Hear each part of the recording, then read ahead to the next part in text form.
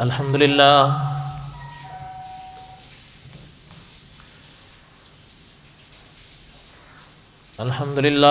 نحمده ونستعینه ونستغفره ونؤمن به ونتوکل علیہ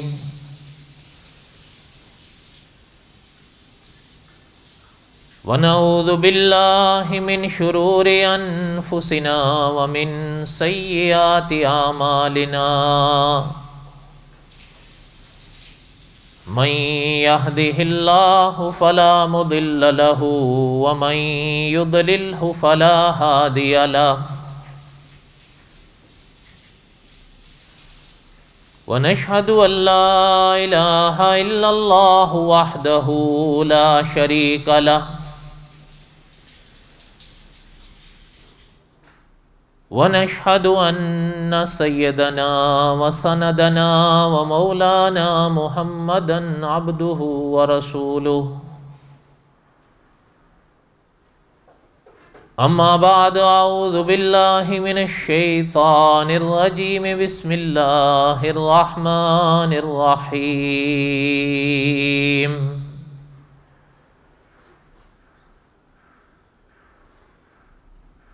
نحن نقص عليك أحسن القصص بما أوحينا إليك هذا القرآن وإن كنت من قبله لمن الغافلين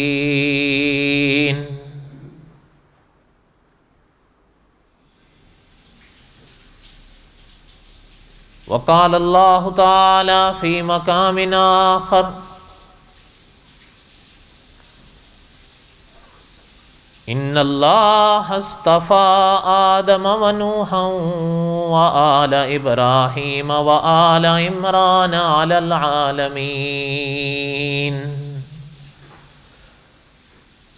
ذرية بعضها من بعض واللہ سمیع علیم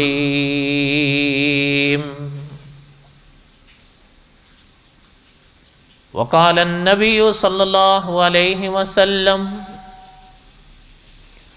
انا آخر الانبیاء وانتم آخر الامم صدق اللہ العظیم وصدق رسوله النبي الكريم ونحن على ذلك لمن الشاهدين والشاكرين والحمد لله رب العالمين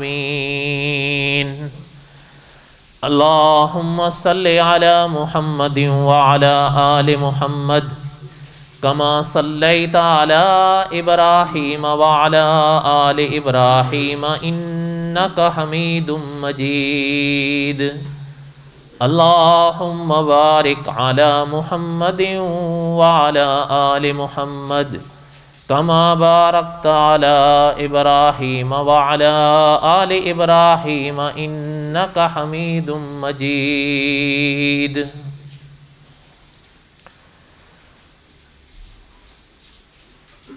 ہمہ قسم کی حمد و ثنا اللہ ذات لم یزل لا یزال کی پاک ذات کے لیے صدق دل سے لا تعداد مرتبہ درود و سلام امام الانبیاء حضرت محمد الرسول اللہ صلی اللہ علیہ وسلم کی پاک ذات کے لیے قصص الانبیاء علیہم السلام کا سبق ہم پڑھ رہے تھے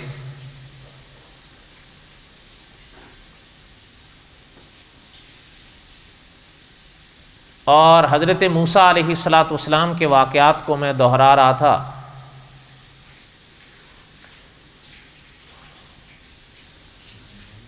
اور میں نے عرض کیا تھا کہ علماء نے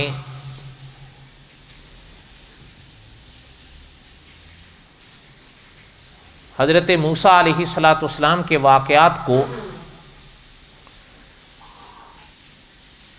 دو حصوں میں تقسیم کیا ہے. ایک حصہ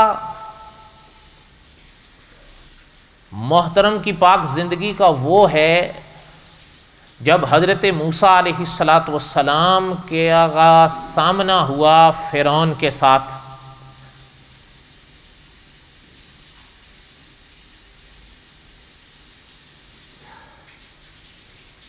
اور دوسرا حصہ محترم کی زندگی کا وہ ہے کہ جب حضرت کو واسطہ پڑا بنی اسرائیل کے ساتھ،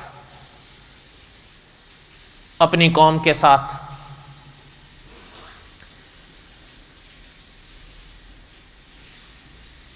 بعض علماء اس حقیقت کو ان جملوں کے ساتھ بھی بیان فرماتے ہیں کہ پہلے حصے میں حضرت موسیٰ علیہ السلام کو واسطہ اور سامنا کرنا پڑا امت دعوت کے ساتھ، اور دوسرے حصے کو علماء یوں لکھتے ہیں کہ حضرت موسیٰ علیہ السلام کو واسطہ پڑا امت اجابت کے ساتھ۔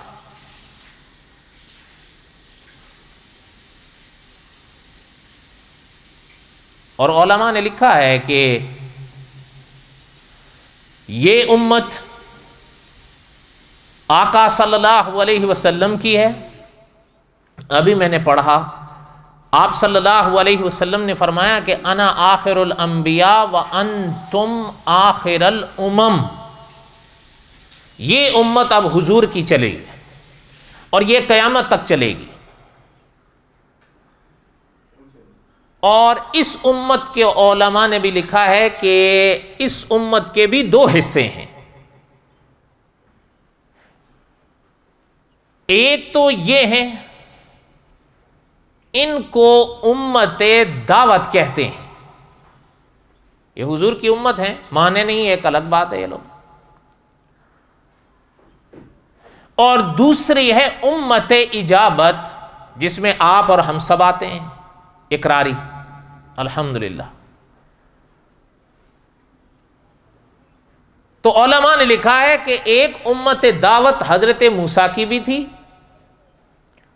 اور ایک امت اجابت حضرت موسیٰ کی بھی تھی۔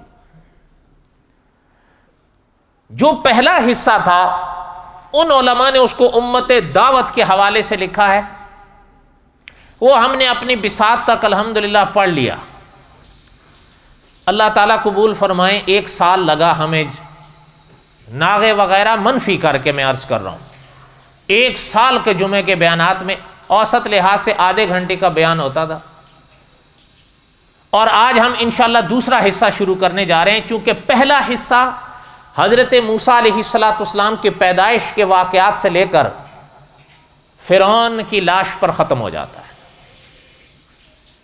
اور پھر دوسرا حصہ شروع ہوتا ہے حضرت موسیٰ علیہ السلام کی زندگی کا، جب حضرت کو واسطہ پڑا بنی اسرائیل کے ساتھ،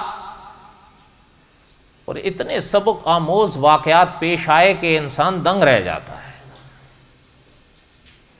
اور علماء نے لکھا ہے کہ محترم کی پاک زندگی کا یہ حصہ ختم ہوتا ہے حضرت کا اس دنیا سے پردہ فرمانے کے ساتھ۔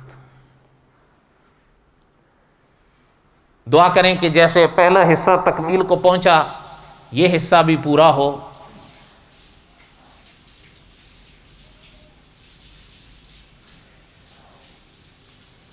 اللہ ذوالجلال والاکرام نے قرآن پاک میں جہاں اس واقعے کو بیان فرمایا جو ہم نے پڑھ لیا فرعون کی لاش کے حوالے سے، اس کے بعد اللہ ذوالجلال والاکرام نے قرآن پاک میں ارشاد فرمایا،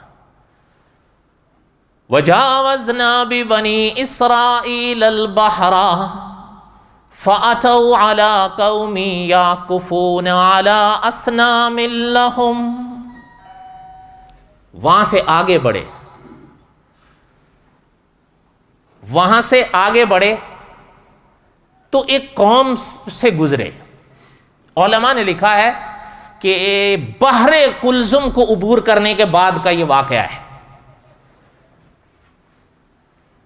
حضرت موسیٰ بھی ساتھ میں ہے، اور ہم نے کسی سابقہ درس میں پڑھا ہزاروں کی تعداد میں یہ بھی ہیں، حضرت ہارون بھی ہیں، اور چل رہے ہیں۔ اب بنی اسرائیل کا جب گزر ہوا تو اللہ ذوالجلال والاکرام نے پاک کلام میں ارشاد فرمایا ایک قوم سے، اللہ ذو الجلال والاکرام نے وضاحت نہیں فرمائی کہ وہ قوم کون تھی، بس اللہ بہتر جانتے ہیں۔ بعض علماء نے لکھا ہے، بعض فرماتے ہیں کہ وہ کنانی تھے، بعض فرماتے ہیں وہ امالکہ تھے، جو بھی تھے اللہ بہتر جانتے ہیں۔ اللہ نے فرمایا قوم تھی، بس بات ختم ہو گئی۔ اللہ نے فرمایا جب یہ وہاں سے گزرے ان کے پاس سے، ان کو دیکھا۔ اب سننا بات، ان کو دیکھنے لگے۔ اچھا وہ کر کیا رہے تھے؟ اللہ نے اس پاک آیت میں ارشاد فرمایا کہ اپنے بتوں کو پوج رہے تھے۔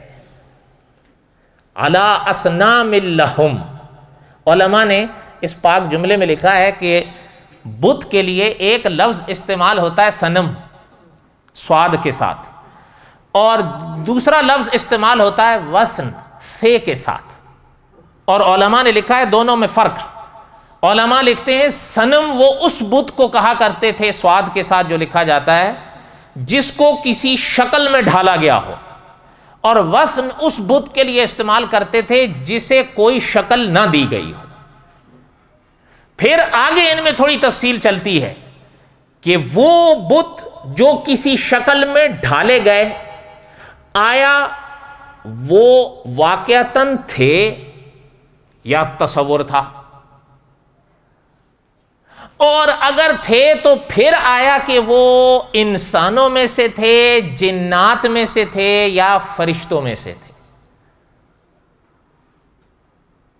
یہ ایک تفصیل ہے، بہرحال اگر اللہ نے موقع دیا تو کسی موقع پر عرض کر پائے تو کر پائے، نہ کر پائے تو اسی کو بس سن لیں کہ بس بت تھے، بت تھے ہیں۔ بڑے بڑے اسباق ہیں اس میں، اکابر نے بڑی تفصیلات لکھی ہیں۔ اللہ تعالیٰ علماء حق کی قبروں پہ کروڑوں رحمت نازل فرمائے۔ قرآن پاک کے ایک ایک لفظ پر انہوں نے محنت کی۔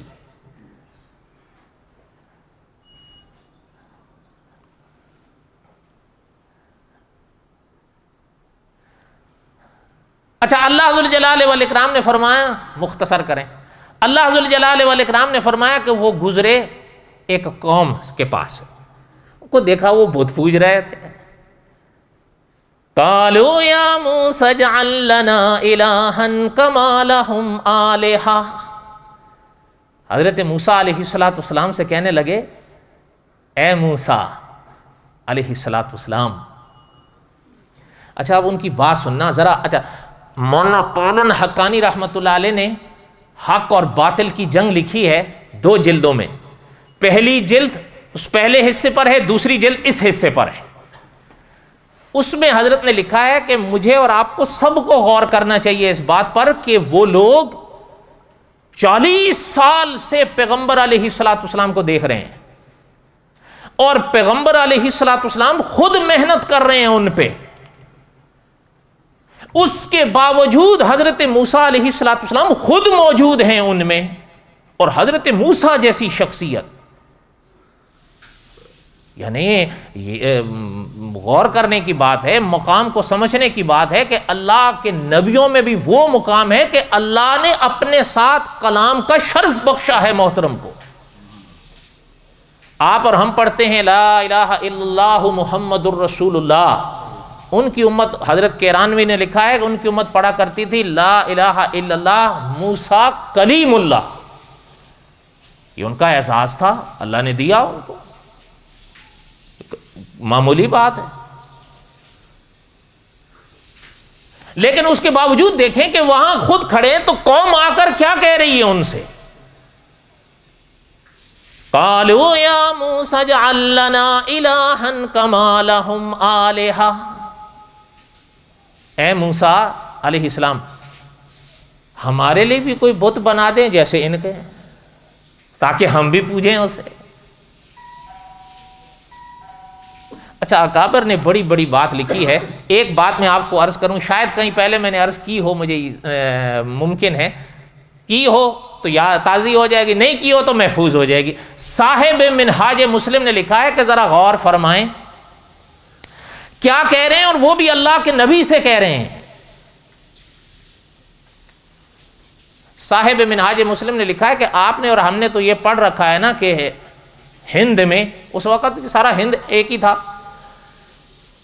وہاں ایک ایک ولی نے بھی کروڑوں مسلمان کیے، لاکھوں کیے ہوں گے، واللہ عالم، اللہ بہتر جانتے ہیں، ہم یہ تو نہیں کہتے۔ لیکن صاحب منہاج مسلم نے لکھا ہے کہ ذرا آپ غور فرمائیں کہ مکے والوں پر سرکار مدینہ نے خود محنت کی ہے، اور ایک نہیں، دو نہیں، چار نہیں، 13 سال محنت کی ہے۔ لیکن جب آپ صلی اللہ علیہ وسلم نے ہجرت فرمائی مکے سے مدینہ، صاحب منہاج مسلم نے لکھا ہے کہ پرانی کتابیں پڑھنے سے پتہ چلتا ہے کہ جو مسلمان ہوئے وہ لگ بھگ 80، کتنے؟ وہ 100 کو نہیں پہنچے، 80 سے کچھ اوپر یا نیچے، کم و بیش 100 کو نہیں پہنچے۔ وہ کس کو نہیں پہنچے؟ اچھا، اور کتنے عرصہ محنت کی ہے اور کنہوں نے کی ہے؟ اچھا، صاحب منہاج مسلم نے لکھا ہے ادھر لاکھوں ہیں تو ادھر کیوں نہیں ہے؟ پھر انہوں نے لکھا بات یہ ہے کہ مکے والے سمجھتے تھے کہ لا الہ الا اللہ کا معنی کیا ہے، ورنہ آپ اور ہم آگے جب ہمیں پتہ ہی نہیں ہے لا الہ الا اللہ کس کو کہتے ہیں تو پھر جو مرضی کر لیں،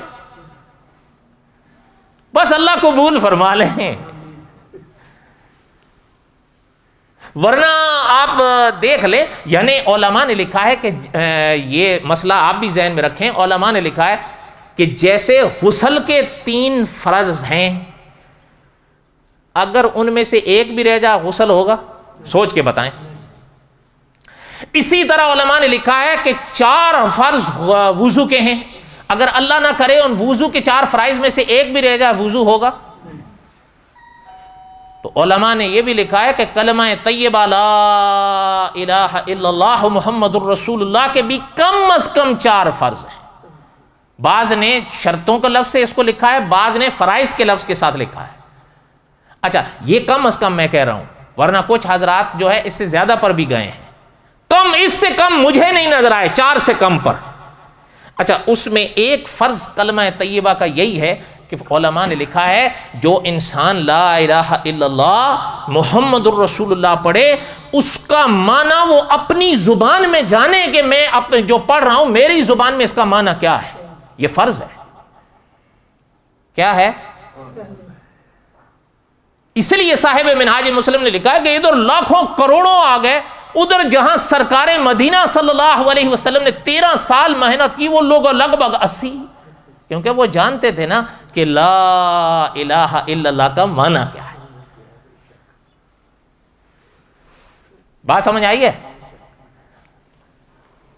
اشارہ کیا، اللہ کرے آپ سمجھ جائیں، باقی واللہ عالم ہوگا، ہم انکار تو نہیں کرتے کہ ادھر آئے ہوں گے۔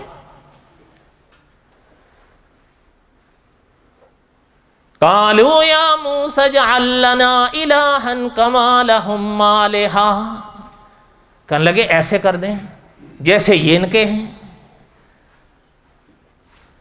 حضرت موسیٰ علیہ السلام نے جب سنا، اچھا یہ بات بھی وہ حضرت موسیٰ سے کہہ رہے ہیں، اور یہ بھی آپ نے پڑھ رکھا ہوگا یا سن رکھا ہوگا کہ خدا کے نبیوں میں جلالی شان تھی پیغمبر کی، حضرت موسیٰ کی، اور پھر یہ بات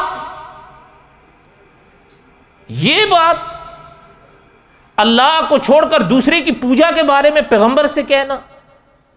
حضرت موسیٰ علیہ السلام نے کیا ارشاد فرمایا کہ قال انکم قوم تجہلون، تم تو کوئی جاہل قوم ہو۔ اچھا، ذرا میری طرف توجہ دینا، حضرت موسیٰ علیہ السلام کی شان تو جلالی تھی نا، اور بولیں تو صحیح۔ اب پیغمبر کا جواب دیکھیں، قال انکم قوم تجہلون، تم کو جاہل قوم ہو، کیا کہہ رہے ہو تم؟ میں تمہارے لیے اللہ کے سوا کوئی اور بت بناؤں جس کی تم پوجا کرو گے؟ اچھا، آپ صلی اللہ علیہ وسلم کی طبیعت پہ تو رحمت تھی نا، ہے نا؟ علماء ذرا غور کرنا، حضرت موسیٰ کا واقعہ قرآن میں آیا، قوم نے یوں کہا، حضرت موسیٰ نے یہ جواب دیا۔ اب ذرا حضور کی طرف بھی دیکھیں صلی اللہ علیہ وسلم، عقیدے کی اہمیت کو سمجھو ان مقامات پر۔ حضور کے پاس بھی کچھ لوگ مطالبہ لے کر آئے، علماء مفسرین نے لکھا، اور انہوں نے حضور کے آگے بھی مطالبہ رکھا، یہ بات رکھی آپ صلی اللہ علیہ وسلم نے جب سنا تو حضور کا فرمان بھی دیکھیں، قُلْ فَغَيْرَ اللَّهِ تَأْمُرُونِّي أَعْبُدْ أَيُّهَا الْجَاهِلُونَ۔ اب حضور کا جواب دیکھ لیں، پتہ چلتا ہے عقیدے پہ کوئی بات، کوئی نرمی ورمی نہیں ہو سکتی، اسی لیے تفسیر مکی میں چھپا ہے عقیدہ اس وقت تک سمجھ آ نہیں سکتا جب بات کو دو اور دو چار کر کے نہیں نکھاڑو گے۔ نہیں سمجھ آئی بات؟ ہاں حضرت فرماتے، حضرت نے تو لکھا ہے، حضرت نے فرمایا یہ تھوڑا یہ بھی راضی، تھوڑے وہ بھی راضی، تھوڑے وہ بھی راضی، تھوڑے، پھر عقیدہ سمجھ میں نہیں آئے گا۔ عقیدہ کی جب بات آئے گی تو پھر بات کو دو اور دو چار کرو۔ آپ دیکھیں حضرت موسیٰ کے لیے تو آپ کہہ سکتے ہیں نا کہ جی ہم نے پڑھ رکھا ہے، سن رکھا ہے کہ محترم کی طبیعت جلالی تھی، اس لیے پیغمبر نے فرمایا کہ قال انکم قوم تجہلون، کوئی جاہل قوم ہو تم تو۔ ادھر حضور کی جو طبیعت تو رحمتی تھی نا، لیکن یہاں حضور کا فرمان دیکھ لیں، قُلْ فَغَيْرَ اللَّهِ تَأْمُرُونِّي أَعْبُدْ أَيُّهَا الْجَاهِلُونَ۔ مکے والوں کو حضور نے فرمایا، 24واں پارہ ہے، 7واں رکوع شروع ہوتا ہے اس آیت سے، جا کے دیکھ لینا، اور اس کا معنی بھی دیکھ لینا اگر یہی نہ ہوا تو پتہ چلتا ہے عقیدہ عقیدہ ہوتا ہے۔ اور آپ کے ملک کے مایہ ناز عالم، آج تو ان کا نام لینے سے بھی لوگ منع کرتے ہیں، مشورے دیتے ہیں مت لیا کرو، مولانا حق نواز جھنگوی رحمت اللہ علیہ محترم فرمایا کرتے تھے عقیدہ ایسا ہونا چاہیے کہ جو تخت پر ہو، عقیدہ ہونا ایسا ہونا چاہیے کہ وہی تختے پہ ہو۔ نہیں سمجھ آئی؟ فرمایا عقیدہ یہ ہے، جو عقیدہ تو ایسا ہے کہ اگر تخت پر ہے بالکل، پھر وہی عقیدہ تختے پر ہو۔ یہ نہیں ہے عقیدے کی بات ہو تو بس جی تھوڑا سا مشورے تو سب دیتے ہیں، تھوڑا نرم ورم ہونا چاہیے۔ تفسیر مکی میں چھپا ہے، پھر عقیدہ سمجھ نہیں جایا جا سکے گا۔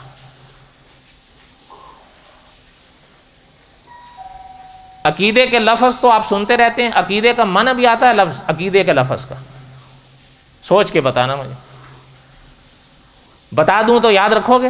یہ لفظ تو عام مشہور ہے، عقیدہ، عقائد، عقائد اسی کی جمع ہے، ایک عقیدہ بہت سارے ہو جائیں عقائد۔ اچھا یہ عقیدے کے لفظ کی جو تعریف ہے نا، معنی، وہ اگر بتا دوں تو یاد رکھو گے؟ علماء نے لکھا ہے اس کے دو معنی ہیں، ایک معنی ہے لغوی ڈکشنری کے تحت، ایک معنی ہے اسلامی اصطلاحی۔ لغوی معنی علماء نے لکھا ہے عقیدے کا معنی ہے گرہ، کیا؟ گرہ، گڈ جسے کہتے ہیں آپ اپنی زبان میں۔ گرے کیوں لگائی جاتی ہے؟ تاکہ بات پکی ہو جائے۔ صحیح ہے یا نہیں؟ آپ اور ہم کسی سے کوئی بات کہنے کے بعد کیا کہتے ہیں؟ اس بات کو گرے میں باندھ لے تاکہ کھل لیں، ٹھیک ہے نا؟ اچھا ایک تو علماء نے لکھا ہے یہ اس کا لغوی معنی ہے لفظ عقیدے کا، دوسرا معنی ہے اسلامی اصطلاحی۔ وہ کیا؟ علماء نے لکھا ہے عقیدہ اس بات کو کہتے ہیں جس بات کو جاننا اور ماننا ہر انسان کے لیے ضروری ہے۔ بس لغوی بھی ہو گیا، اصطلاحی بھی ہو گیا، یاد رہے گا؟ یہ یاد رکھنا۔ تو بہرحال جو بات میں عرض کر رہا تھا، وہ حضرت موسیٰ علیہ السلام سے کہنے لگے آپ بنا دیں، ہم بھی پوجیں۔ حضرت موسیٰ نے فرمایا تم تو کوئی جاہل قوم ہو، میں تمہارے لیے بت بناؤں؟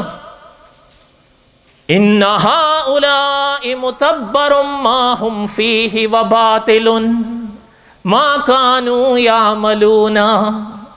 حضرت نے فرمایا کیا کہہ رہے ہو؟ جو یہ ان کو دیکھ کے بول رہے ہو، یہ جو کچھ کر رہے ہیں سب غلط ہے، سب مٹنے والا ہے۔ ان ہؤلاء، یہ جو کر، متبر ما هم فیہ وباطل ما كانوا یعملون، جو کر رہے ہیں سب مٹ جائے گا۔ یہ بڑے اچھا سمجھ کے کر رہے ہیں لیکن یہ باطل ہے۔ قال اغیر اللہ ابغیکم الہا، میں تمہارے لیے اللہ کے سوا کوئی اور بت بناؤں جس کی تم پوجا کرو گے؟ اچھا علماء نے لکھا ہے، دیکھیں ذرا توجہ دیں، علماء نے ان پاک آیتوں کے موقع پر لکھا ہے تفسیر میں کہ بنی اسرائیل برسوں مصریوں کے بیچ میں رہے ہیں، بتوں کی پوجا کرتے لوگوں کو دیکھا انہوں نے، تو آخر اتنا عرصہ جو رہے ہیں تو کچھ نہ کچھ تو اندر تھا نا، ابھی تربیت کے مرحلے باقی تھے، وہ باہر آ گیا۔ اس لیے تو حضرت موسیٰ سے کہہ بیٹھے کہ جی ہمارے لیے بھی کچھ بنا دیں، آپ اور ہم تو نہیں بتوں والے لوگوں کے بیچ میں رہتے ہیں، بولیں تو صحیح، تو ہمارے اور آپ کے اندر تو پھر کوئی اثر نہیں ہوگا، سوچ کے بتائیں، انشاءاللہ نہیں ہوگا، اللہ کرے ایسا ہی ہو کہ نہ ہو۔ نہیں، ان کے مالٹے مت کھایا کرو، وہ حرام ہوتے ہیں، علماء نے لکھا ہے وہ مالٹے ایسے حرام ہوتے ہیں جیسے سور حرام ہوتا ہے، ہاں مذاق نہیں کر رہا ہوں، وہ دیکھنے میں مالٹا ہے لیکن علماء نے لکھا ہے اس کا حکم وہی ہے جو سور کے گوشت کا ہے۔ کیوں؟ غیر اللہ کے نام کا ہوتا ہے، غیر اللہ کے نام کا مالٹا ہو، سیب ہو، اسی طرح اچھا یہ بھی اچھا یاد دلایا، اگر بکرا ہو پھر وہ بھی حرام ہے۔ اچھا ایک اور بھی مسئلہ، نہیں چلیں چھوڑیں، میں دوسری طرف چلا جاؤں گا، نہیں رہنے دیں۔ اچھا یہ علماء نے لکھا ہے کہ دیکھیں وہ لوگ جو ان میں رہے ہیں، اب وہ اس کے حوالے سے انہوں نے یہ بات ان میں تھی۔ اچھا ایک چیز اور بھی ہے، یاد رکھیں یہ جو دل ہے نا، علماء نے ایک بات لکھی ہے کہ یہ دل دلیل سے نہیں، فطرت کے دباؤ سے خدا کو پہچانتا ہے۔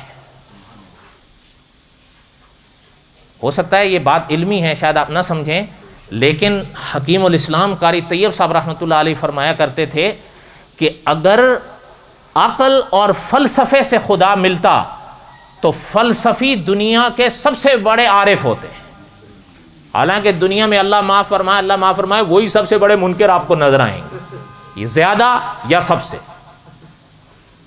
پتہ چلتا ہے فقط عقل سے نہیں۔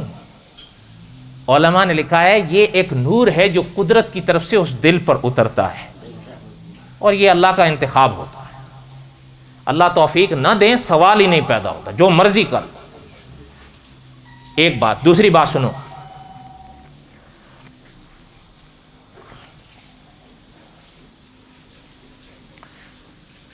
یہ دل اللہ تعالیٰ نے بنایا ہے۔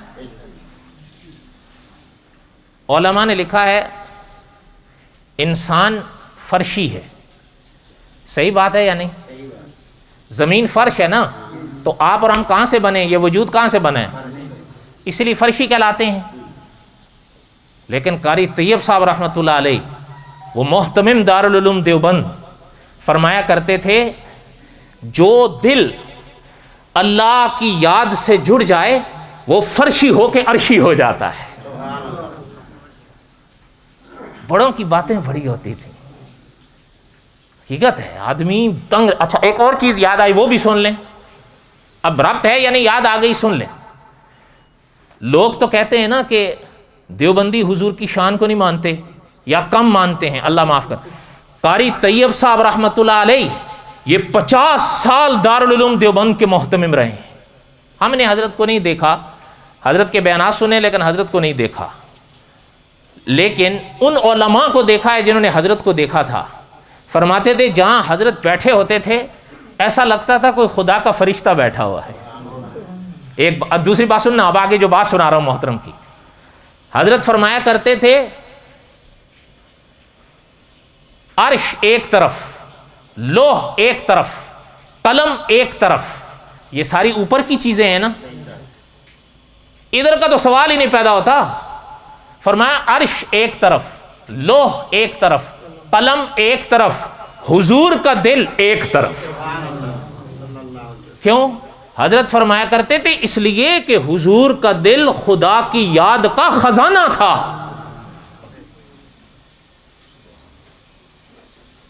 وہ ویسے تو نہیں، اقبال مرحوم نے کیا فرمایا تھا کہ کی محمد سے وفا تو نے تو ہم تیرے ہیں، یہ جہاں چیز ہے کیا لوح قلم تیرے ہیں.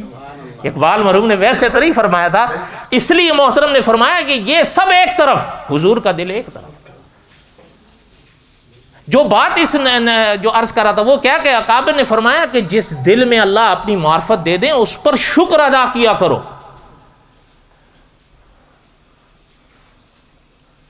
ایک بات یاد آئی اکابر کی. حضور کی امت میں جیسے علماء ہوئے، حضور کی امت میں صوفیاء بھی ہوئے. قاری عبداللہ یابی صاحب رحمۃ اللہ علیہ نے یہ واقعہ میں سنایا تھا، اور علماء نے بھی لکھا ہے کتابوں میں، کہ خدا کا ایک بندہ تھا، مدتوں خدا خدا کرتا رہا، نماز بھی پڑھتا تھا اور اللہ اللہ بھی کرتا تھا. اخیر وقت آ گیا تو وہ آ گیا. کون؟ اسرائیل تو آئے دوسرا آ گیا اسرائیل سے پہلے. حضور نے فرمایا وہ آتا ہے اسرائیل سے پہلے آ جاتا ہے، سب کے پاس آتا ہے. کون؟ ہاں، یہ یاد رکھنا. دیوبند میں ایک عالم گزرے ہیں، ان کا اخیر وقت میں شیطان کے ساتھ باقاعدہ مناظرہ ہوا تھا. مفتی تقی عثمانی صاحب ہیں نا، ان کے والد صاحب تھے مفتی شفیع صاحب رحمۃ اللہ علیہ، یہ اس وقت وہاں موجود تھے. انہوں نے خود وہ واقعہ قلم سے لکھا ہے. اب وہ اللہ نے کبھی موقع دیا تو آپ کو سناؤں گا. آخر وقت میں باقاعدہ اس کے ساتھ ہوا تھا. حضور نے فرمایا یہ ہر ایک کے پاس آتا ہے، وہ اپنی آخری کوشش کرتا ہے. کیوں؟ وہی تو فیصلے کا وقت ہوتا ہے. اس وقت اگر نہ کر گیا باقی ساری زندگی کا اقرار ضائع ہو جائے گا. ہاں، یہ یاد رکھنا. خیر، جو بات عرض کر رہا تھا وہ اللہ یہ آ گیا، حضرت اسرائیل سے پہلے آ گیا، کیونکہ حضرت اسرائیل جب آ گئے تو پھر تو فیصلہ ہو گیا نا. یہ آیا تو اس نے آہستہ سا اس کے پاس بیٹھ کے کہا اچھا یہ روپ بدل کے بھی یہ یاد رکھنا، روپ بدل کے آتا ہے، یہ حضور نے خود فرمایا. آ کے آہستہ سا اس نے اس سے کہا اتنی مدت سے اللہ اللہ کرتے رہے ہو، نمازیں بھی پڑھتے رہے ہو، کبھی اللہ نے تیری بات کا، تیری کسی عبادت کا، تیرے کسی ذکر کا جواب بھی دیا ہے؟ اس کی آنکھ نم ہو گئی. آنکھ نم ہو گئی تو چہرہ اوپر اٹھایا، کہنے لگا اللہ یہ کیا کہہ رہا ہے؟ علماء نے لکھا ہے کہ قدرت کی طرف سے آواز آئی، میرا بندہ اس سے کہو جو تو نے میرا ایک دفعہ نام لیا، دوبارہ میرا نام لے، جو تو نے دوبارہ لیا ہے وہ میرا جواب ہی تو تھا. نہیں سمجھ آئی؟ فرمایا ایک دفعہ میرا نام لیا ہے، دوبارہ جب میرا نام لیو تو میرا جواب ہی تو تھا. اگر میرا جواب نہ ہوتا میرا نام دوبارہ تیرے ہونٹوں پہ آنا ہی نہیں پاتا. اس لیے جب ایک دفعہ ذکر اللہ کی توفیق ہو گئی تو شکر ادا کیا کرو، ایک دفعہ نماز کی توفیق ہو گئی تو پھر دوبارہ پڑھنے کی کوشش کیا کرو. اچھا خیر، جو بات عرض کر رہا تھا کہ علماء نے لکھا ہے کہ ان کو آپ دیکھیں تو وہ ان کے ساتھ بہت عرصہ رہے. اور پھر یہ بھی ایک چیز ہے یاد رکھیں، علماء نے لکھا ہے، اللہ تعالیٰ معاف فرمائے، جو ہوتے ہیں جاہل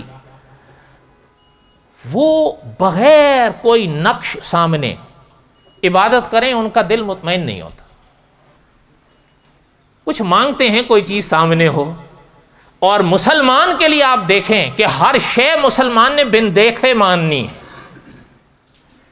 اللہ کو نہیں دیکھا ماننا ہے، جبرائیل امین کو نہیں دیکھا ماننا ہے، لو کو نہیں دیکھا ماننا ہے، عرش کو نہیں دیکھا ماننا ہے، میزان کو نہیں دیکھا ماننا ہے، جنت کو نہیں دیکھا ماننا ہے، جہنم کو نہیں دیکھا مگر ماننا ہے. ہر شے بن دیکھے ماننی ہے. اچھا اللہ کو بھی تو نہیں دیکھا، لیکن ایک چیز یاد رکھیں، ایک شاعر نے اس کا ایک بڑا عجیب جواب دیا ہے ایک ہی شعر میں، کہ بن دیکھے تجھے خدا مان لیا ہے اور دیکھے ہوئے کا کہا مان لیا ہے. ہم نے تو نہیں دیکھا لیکن حضور نے تو دیکھا ہے. تو اس لیے انہوں نے کہا کہ بن دیکھے تجھے خدا مان لیا ہے اور دیکھے ہوئے کا کہا مان لیا. بہرحال اللہ تعالیٰ آپ سے ہم سب کے حامی و ناصر ہوں. انشاءاللہ بقایا آئندہ آرام سے سنتیں پڑھیں، پھر خطبہ ہوگا. وما علینا الا البلاغ المبین.